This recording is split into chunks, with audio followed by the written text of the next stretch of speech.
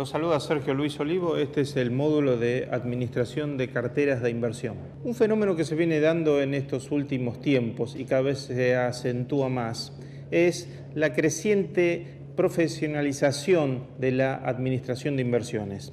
Este fenómeno es producto de la necesidad de responder con una velocidad cada vez mayor a los cambios que se suceden en los mercados de valores.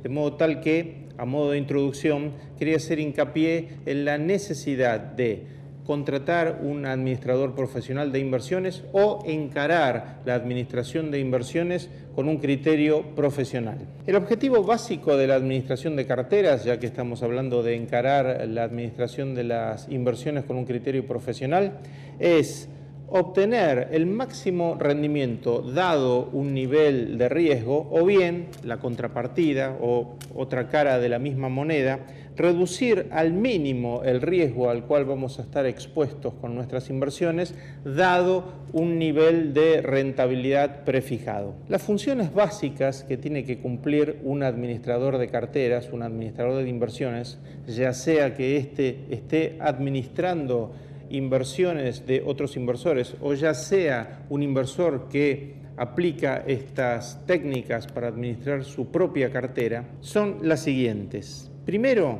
definir el perfil del inversor. Segundo, establecer la política de inversiones. Tercero, analizar los activos en los cuales va a invertir. Cuarto, construir el portafolio de inversiones. Y en último término, controlar, revisar y evaluar la rentabilidad del portafolio que armó. Vamos a ir por partes. Lo primero que habíamos dicho es definir el perfil del inversor. Cuando hablamos del perfil del inversor estamos haciendo referencia a un tema muy importante, que es la medición de la aversión al riesgo. La aversión al riesgo podríamos definirla como el grado de comodidad o incomodidad que tiene cada inversor respecto a las inversiones riesgosas. Esta aversión al riesgo es una característica completamente subjetiva. Esto significa que cada inversor tendrá un grado de aversión al riesgo completamente distinto. Justamente por esto es tan importante encarar como primera etapa la medición de la aversión al riesgo, en lo que nosotros llamamos definir el perfil del inversor. Normalmente la medición del perfil del inversor y el grado de aversión al riesgo se hace a través de encuestas. Hay métodos matemáticos más complejos, pero normalmente, como dije, se hace a través de encuestas. Estas encuestas se hacen con el objeto de conocer cuáles son las preferencias de los inversores respecto a distintos tipos de inversiones. Las preguntas típicas que se hacen normalmente en estas encuestas destinadas a medir el perfil de riesgo hablan sobre la edad del inversor, hablan sobre los ingresos que tienen, sobre las expectativas que tiene el inversor acerca de sus futuros ingresos, sobre si tiene algún monto de dinero aplicable a cubrir alguna contingencia que pueda surgir en su vida laboral, profesional o familiar. Todas estas respuestas deben ser elaboradas y en función de las mismas se armará lo que se denomina el grado de aversión al riesgo del inversor. El grado de aversión al riesgo puede ir desde inversores que tengan una gran aversión al riesgo, o sea, no están conformes, aún con niveles mínimos de riesgo ellos no están conformes.